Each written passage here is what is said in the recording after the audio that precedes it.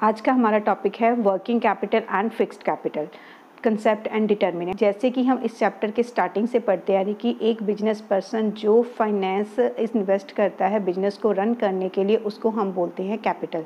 तो कैपिटल जो होती है वो दो तरह की होती है, working capital and fixed capital.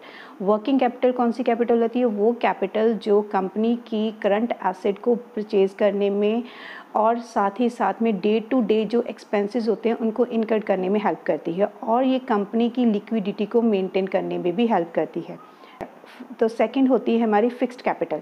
Fixed capital means ऐसा अमाउंट जो हम लॉन्ग टर्म के लिए इन्वेस्ट करते हैं और इनको हम लॉन्ग टर्म सोर्सेज में से ही रेज कर सकते हैं। ठीक है, तो लॉन्ग टर्म में जैसे कौन से हो सकते हैं? जैसे हो सकता है कि कोई लैंड एंड बिल्डिंग परचेज करनी है, कोई फर्नीचर परचेज करना है, मशीनरी परचेज करनी है, तो ये सारी की सारी किस्में आएगी फिक्स्ड एसेट में, क्योंकि ये लॉन्ग टर्म के लिए यूज़ होती हैं और इसमें जो ह्यूज अमाउंट यूज़ किया जाता है। राइट, अब हमारा नेक्स्ट टॉपिक आ जाता है फैक्टर अफेक्टिंग द रिक्वायरमेंट और फिक्स्ड कैपिटल, कि ऐसे कौन से फैक्टर्स हैं कि जो हमें फिक्स्ड कैपिटल को डिटरमाइन करने में या उसको डिसाइड करने में हेल्प करते हैं। राइट, तो फर्स्ट आपका पॉइंट आ जाता है नेचर ऑफ बिजनेस।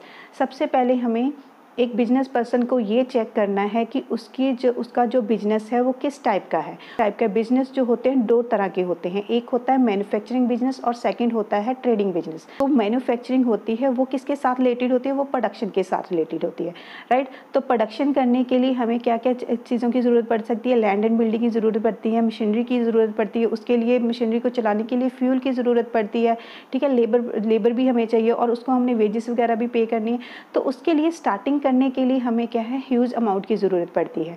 तो अगर तो आपका जो बिजनेस है वो मैन्युफैक्चरिंग कंसर्न के साथ रिलेटेड है तो जो फिक्स्ड कैपिटल की रिक्वायरमेंट है वो ज़्यादा होगी। अगर तो बिजनेस जो ट्रेडिंग टाइप का है, ट्रेडिंग कंसर्न से रिलेटेड है, तो क्या है उसमें जो फिक्स्ड कैपिटल की रिक्वायरमेंट होगी वो कम होगी। क्यों? क्योंकि जो ट्रेडिंग होता है वो किसके साथ रिलेटेड होता है? वो सेल एंड परचेज के साथ रिलेटेड होता है। उसमें कोई प्रोडक्शन नहीं होती, उसमें कोई मैन्युफैक्चरिंग नहीं होती, क्योंकि मैन्युफैक्चरिंग में जो कैपिटल लगती है, जो अमाउंट लगता है वो ज़्यादा लगता है।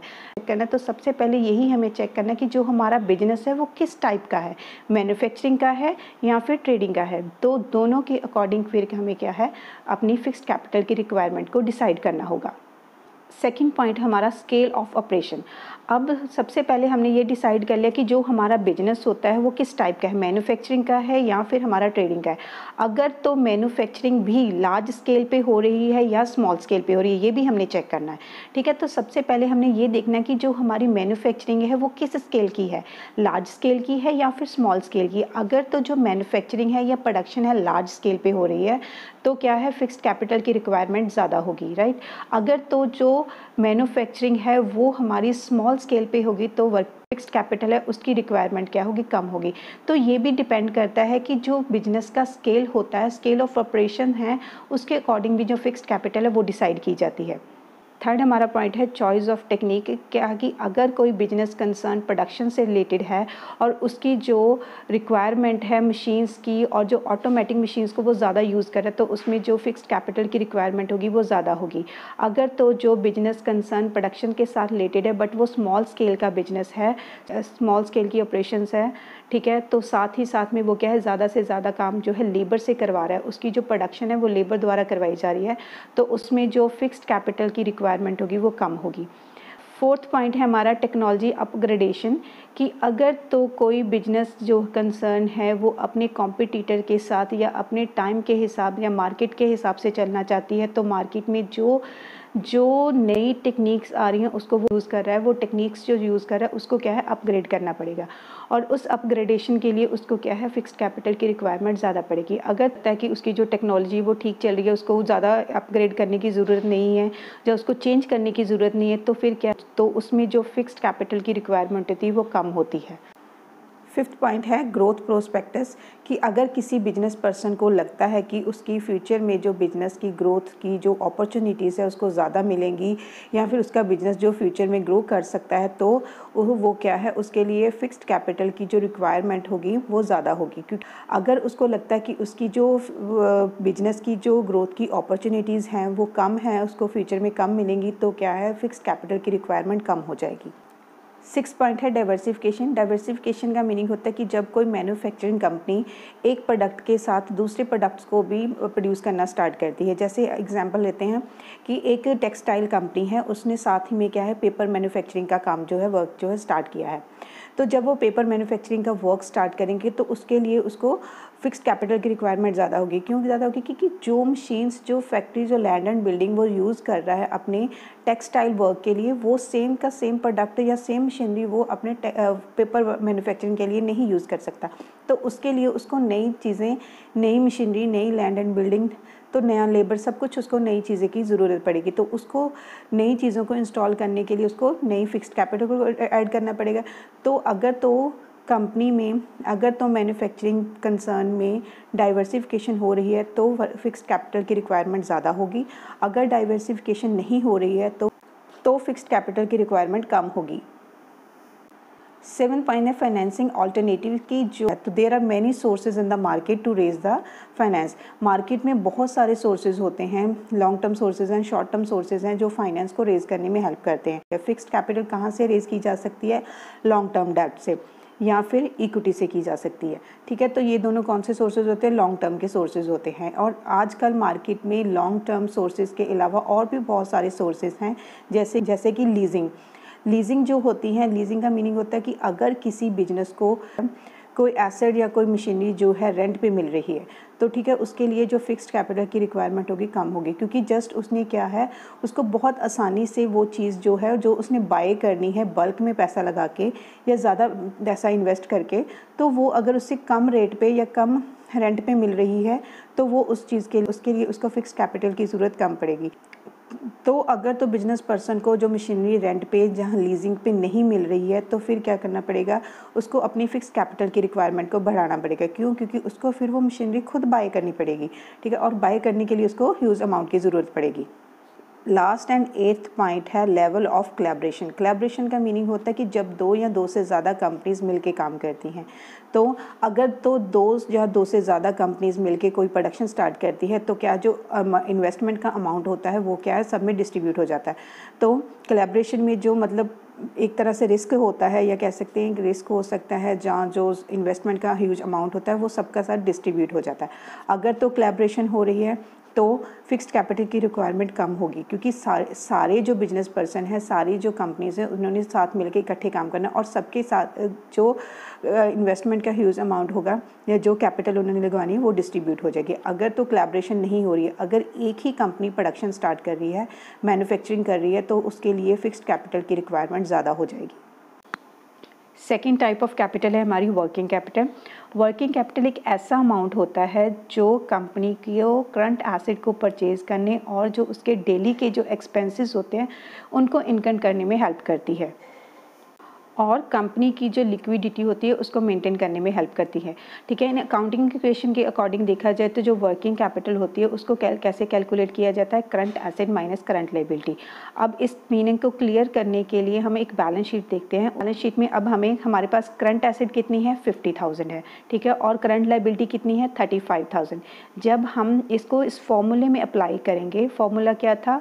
Working capital is equal to current asset minus current liability. हमारे पास करंट एसेट कितनी है? 50,000 और करंट लायबिलिटी कितनी है? 35,000। 50,000 माइनस 35,000, और जो हमारा डिफरेंस आएगा वो क्या आएगा? 15,000। जो डिफरेंस 15,000 का आया है वो हमारी क्या है? वर्किंग कैपिटल है। और जो डिफरेंस होता है वर्किंग कैपिटल का, ठीक है, जो डिफरेंस होता है करंट एसेट और करंट लायबिलिटी का, वो क्या कहलाता है? वो होती है हमारी नेट वर्किंग कैपिटल। ठीक है, जो वर्किंग कैपिटल होती है वो भी दो टाइप की होती है, net working capital and gross working capital.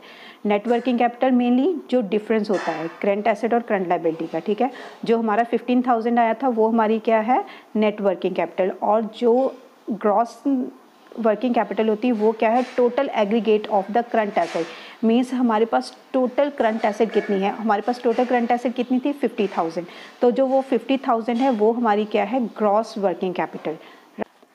Next topic आ जाता है factor affecting the requirement of working capital, कि ऐसे कौन से फैक्टर्स हैं जो वर्किंग कैपिटल को डिसाइड करने में हेल्प करते हैं। फर्स्ट है नेचर ऑफ बिजनेस। जैसे कि हमने फिक्स्ड कैपिटल में देखा था, बिजनेस है, जिस टाइप का भी बिजनेस होता है उस टाइप के हिसाब से हम क्या है अपनी कैपिटल को डिसाइड करते हैं। इसी तरह वर्किंग कैपिटल में भी अब हमें ये चेक करना है कि जो बिजनेस है वो किस टाइप का, वो मैन्युफैक्चरिंग कंसर्न से रिलेटेड है या फिर वो ट्रेडिंग से रिलेटेड है। अगर तो वो मैन्युफैक्चरिंग और प्रोडक्शन के साथ रिलेटेड है तो वर्किंग कैपिटल की रिक्वायरमेंट ज़्यादा हो जाएगी।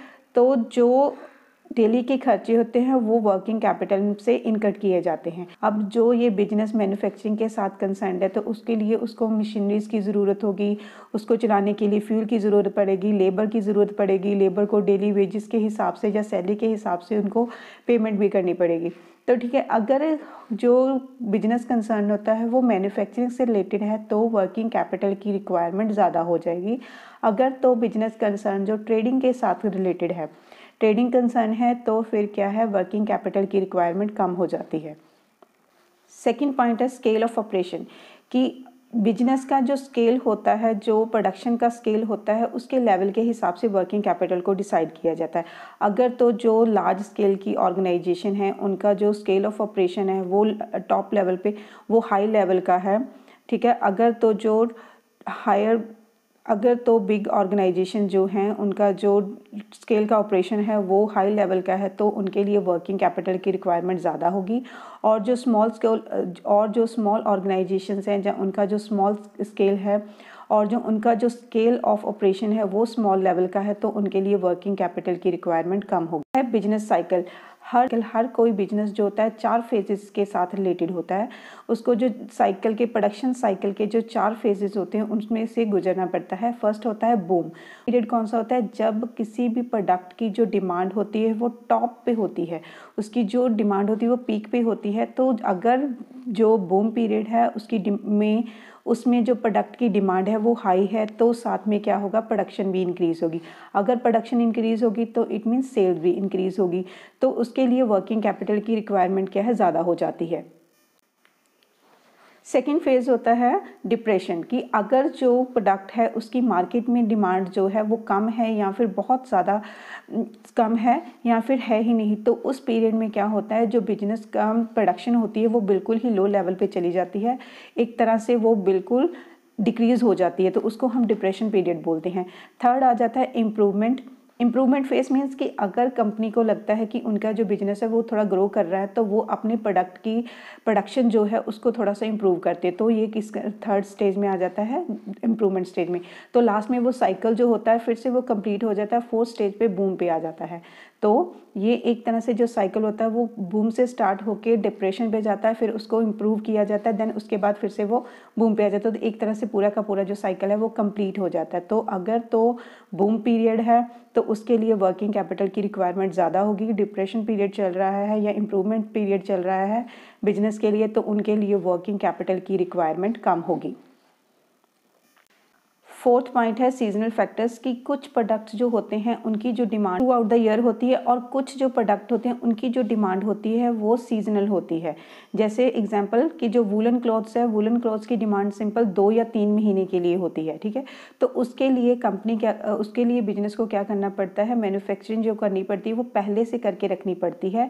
तो उनको वूलन के लिए रॉ मटीरियल और उनको सेमी फिनिश्ड में कन्वर्ट करना, देन फिनिश गुड में प्रोडक्ट करके रखने के लिए स्टॉक की ज़रूरत पड़ती है। तो वो बल्क में पहले से ही रॉ मटेरियल को परचेज करके रखते हैं, फिर गुड्स को स्टोर करके रखना, या तो उनके लिए उनको वर्किंग कैपिटल की रिक्वायरमेंट क्या हो जाती है, ज़्यादा हो जाती है। तो अगर तो प्रोडक्ट की डिमांड जो थ्रू आउट द ईयर होती है तो उनके लिए वर्किंग कैपिटल की रिक्वायरमेंट ज़्यादा नहीं होती, क्योंकि उनको कुछ भी बल्क में परचेज करके रखने की ज़रूरत नहीं है, कोई भी स्टॉक या फिर वेयर हाउसिंग करने की ज़रूरत नहीं होती। तो अगर तो प्रोडक्ट की डिमांड जो सीजनल है तो उसके लिए उनको वर्किंग कैपिटल की रिक्वायरमेंट ज़्यादा होगी, और अगर सीजनल नहीं है, through out the year demand है, तो उसके लिए वर्किंग कैपिटल की रिक्वायरमेंट कम होगी। फिफ्थ पॉइंट है प्रोडक्शन साइकिल, की जो प्रोडक्शन साइकिल होता है उसका मीनिंग क्या होता है कि हम कोई भी बिजनेस जो होती है जब वो अपने रॉ मटेरियल को फिनिश गुड्स में या फिनिश प्रोडक्ट में कन्वर्ट करती है तो उसमें जो टाइम लगता है उसको हम बोलते हैं प्रोडक्शन साइकिल। अगर तो प्रोडक्शन साइकिल का जो टाइम पीरियड है वो लॉन्ग टाइम का है, मीन्स जो रॉ मटेरियल से फिनिश गुड में जो प्रोडक्शन करनी है उसमें जो प्रोसेस लग रही है उसमें बहुत ज़्यादा टाइम लग रहा है, तो वर्किंग कैपिटल की रिक्वायरमेंट क्या होगी, ज़्यादा हो जाएगी। क्योंकि उस प्रोसेस को कंप्लीट करने के लिए उनको बहुत सारे खर्चे, छोटे छोटे खर्चे जो हैं उनको उठाने पड़ेंगे। अगर तो प्रोडक्शन साइकिल का जो टाइम पीरियड है वो शॉर्ट है तो उसके लिए वर्किंग कैपिटल की रिक्वायरमेंट भी कम हो जाएगी। 6th पॉइंट है क्रेडिट अलाउड। क्रेडिट अलाउड का क्या मीनिंग होता है कि जब कोई बिजनेस कंसर्न क्रेडिट पे सेल करता है, अब जब वो क्रेडिट पे कोई भी सेल करेगा उसको पता है कि उसकी जो पेमेंट है उसको कुछ टाइम बाद रिसीव होगी, राइट। तो उसको जो पेमेंट रिसीव होगी वो तो कुछ टाइम बाद होगी, और उसके अगर कोई उसको बीच में अलग से कोई खर्चा पड़ जाता है या कोई भी एक्सपेंसेस पड़ जाता है तो वो किस तरह से बियर करेगा। तो उसको बियर करने के लिए उसको अपनी वर्किंग कैपिटल को यूज़ करना पड़ेगा। और इसी तरह से अगर वो कैश सेल करता है, कैश सेल में तो उसको पता है कि उसकी जो पेमेंट है उसको उसी टाइम पे मिल जानी है। उसके बीच में जो उसके क्रेडिट सेल पे करने के लिए उसके जो एक्सपेंसेस बन रहे थे या प्रोडक्ट को अवेलेबल करवाने के लिए जो खर्चे पड़ रहे थे तो वो क्या है, वो उसी टाइम पे उनको निकाल सकता है।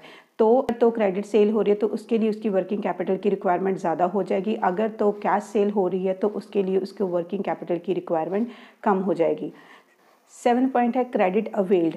अब जैसे कोई बिजनेस कंसर्न जो है क्रेडिट सेल करती है उसी तरह से उसको कई बार क्या है क्रेडिट पर परचेजेस भी करनी पड़ती है। तो जब वो क्रेडिट पे परचेज करेगा तो अब उसने जो पेमेंट है वो कुछ देर बाद करनी है। अगर तो वो पेमेंट कुछ देर बाद करेगा इट मीन्स उसके लिए क्या है, उसको वर्किंग कैपिटल की ज़रूरत नहीं पड़ेगी। तो अगर वो कैश परचेजेस कर रहा है, कैश परचेजेस के टाइम पे उसको जो पेमेंट है ऑन द स्पॉट पेमेंट उसको करनी पड़ेगी, तो उसके लिए उसको वर्किंग कैपिटल की रिक्वायरमेंट पड़ेगी। तो अगर तो क्रेडिट परचेजेस हो रही है तो वर्किंग कैपिटल की रिक्वायरमेंट कम हो जाएगी, और अगर वो कैश परचेजेस कर रहा है तो उसके लिए वर्किंग कैपिटल की रिक्वायरमेंट ज़्यादा हो जाएगी। 8th पॉइंट है operating efficiency. Operating efficiency means कि बिजनेस में जितनी भी एक्टिविटीज़ हैं उनको इफेक्टिवली और एफिशिएंटली कंप्लीट करना। जैसे कि रॉ मटेरियल को फिनिश गुड में कन्वर्ट करना, ठीक है, किसी डेटर से जो पेमेंट है उसको ईजिली रिसीव कर लेना, और selling the finish good quickly, कि जितनी भी ज़्यादा आपकी जो फिनिश प्रोडक्ट हो चुका है उसको जितनी जल्दी से जल्दी आप उसको सेल कर सकते हो। तो ऐसी बहुत सारी एक्टिविटीज़ होती हैं जिनको क्या है टाइम टू टाइम और एफिशिएंटली क्या है कंप्लीट करके रखना पड़ता है। तो अगर तो बिजनेस की ऑपरेटिंग एफिशिएंसी बहुत ज़्यादा अच्छी है तो उसके लिए वर्किंग कैपिटल की रिक्वायरमेंट उनको कम पड़ेगी। क्यों? क्योंकि उनकी जो सेलिंग हो रही है प्रोडक्ट की वो टाइम टू टाइम साथ साथ में हो ही जा रही है। उनको ना तो कोई स्टॉक बना के रखना पड़ता है, ना ही रॉ मटेरियल को फिनिश गुड में कन्वर्ट करने के लिए प्रोसेसिंग टाइम ज़्यादा नहीं लग रहा, तो उसके लिए उनकी जो वर्किंग कैपिटल की रिक्वायरमेंट क्या हो जाती है, कम हो जाती है। अगर तो ऑपरेटिंग एफिशिएंसी है वो अच्छी तरह से नहीं हो रही, उसमें कुछ ना कुछ डिले हो रहे हैं या कोई ना कोई हर्डल्स आ रही हैं, तो उसके लिए उनको वर्किंग कैपिटल की रिक्वायरमेंट क्या है, ज़्यादा पड़ जाएगी। 9th पॉइंट है अवेलेबिलिटी ऑफ रॉ मटेरियल की। अगर तो बिजनेस को जो रॉ मटेरियल है वो ईजिली अवेलेबल हो रहा है तो उनको बल्क में कोई भी चीज़ परचेज़ करके रखने की ज़रूरत नहीं है, और साथ ही में उनको कोई स्टॉक बना के रखने की ज़रूरत नहीं पड़ेगी। तो उसके लिए वर्किंग कैपिटल की रिक्वायरमेंट क्या है, कम हो जाती है। अगर तो बिजनेस कंसर्न को जो रॉ मटेरियल है उनको फिनिश गुड में कन्वर्ट करने के लिए जो रॉ मटेरियल है वो ईजिली अवेलेबल नहीं हो रहा है, तो उसके लिए उनको क्या पहले करना पड़ेगा, बल्क में परचेज़ करके रखना पड़ेगा और फिर उसको सेमी फिनिश प्रोडक्ट में कन्वर्ट करके रखना पड़ेगा। और तो उनके लिए उनको वेयर हाउसिंग की ज़रूरत पड़ेगी, वेयर हाउसिंग के लिए उनको चार्जेस वगैरह पे करने पड़ेगी। तो इस तरह से उनकी जो वर्किंग कैपिटल की रिक्वायरमेंट क्या होती है वो ज़्यादा हो जाती है। अगर तो उनको ईजिली अवेलेबल हो रहा है रॉ मटेरियल तो वर्किंग कैपिटल की रिक्वायरमेंट ज़्यादा नहीं होगी। अगर उनको रॉ मटेरियल ईजिली अवेलेबल नहीं हो रहा है तो वर्किंग कैपिटल की रिक्वायरमेंट ज़्यादा हो जाएगी।